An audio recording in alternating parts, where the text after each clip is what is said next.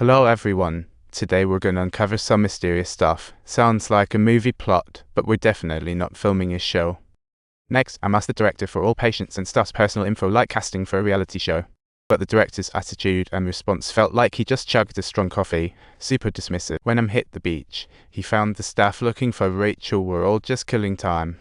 They seemed utterly indifferent to finding Rachel, and back at the hospital questioned the nurses, but got the same lackluster response. However, when I'm asked about Rachel's Dr. Sean, the director casually said Sean was off enjoying a vacation. Little White chimed in, "How could you let such a key person leave?" A dramatic reaction.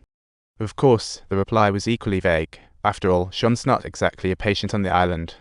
Am insisted on calling Sean, hoping to reel him back in. He was like a kid waiting for the door to open. Out of nowhere, a storm meant the phone had zero signal, and they went that plan down the drain. Shortly after, Am and Little White followed the director to his office. What a peculiar moment. The record player's music triggered Tim's memories of the camps, and he blurted out Muller's name without missing a beat. The elder behind the chair gave an approving look, but his next words left him stunned. Am's memories flickered back once again, just like a faulty light bulb dragging him back into the dark past. He recalled the horror of storming the camps, like an unwelcome horror film playing in his mind. As the other attempted to self-destruct and kick the gun away outside, a grim sight awaited him. He clearly didn't want to linger there, so he demanded Sean's records from the director.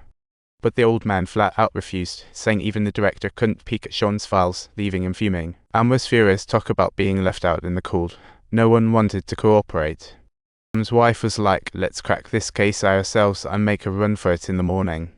However, as she settled back in, thoughts of Rachel's note stirred waves of curiosity in her head.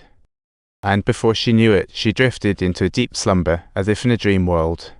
In her dreams, she walked with him through a hallway, back to her old home, where her deceased wife twirled, clutching a bottle.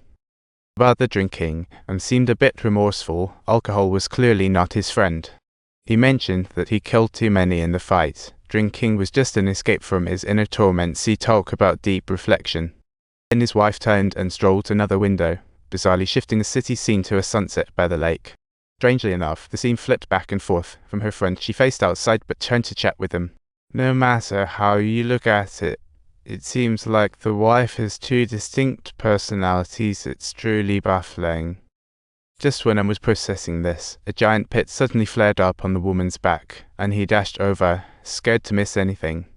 He hugged his beloved wife tightly, begging her not to leave him. Still, he couldn't stop her from gradually fading. The walls turned to ash like melting snowmen. At that moment, his wife revealed a secret, a burden too heavy for emotions to bear.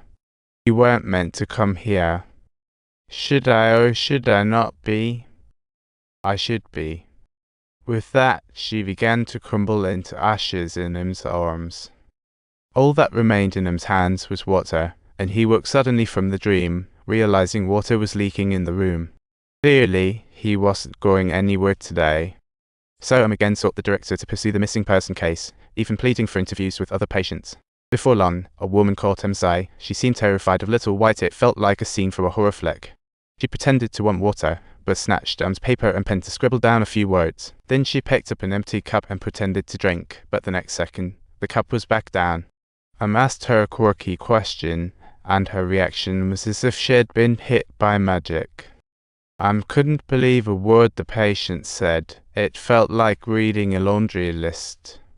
Just then, Little White interjected, "Who exactly is this ladies? Why does everyone ask about him when they see you?" Am initially didn't want to spill, but Little White was relentless, so he fessed up. Ladies was a handyman. A few years back, he torched Am's apartment, resulting in his wife's tragic death. Hence, Am wasn't there to investigate missing patients, but to track down his wife's killer. Am had learned Leeties was held here, but after days, no one had a clue about his whereabouts. So Am resolved to check the cemetery. Perhaps the killer had already faced divine retribution on the island. Just then, Little White suddenly brought up that lady. "What did she write to you anyway?"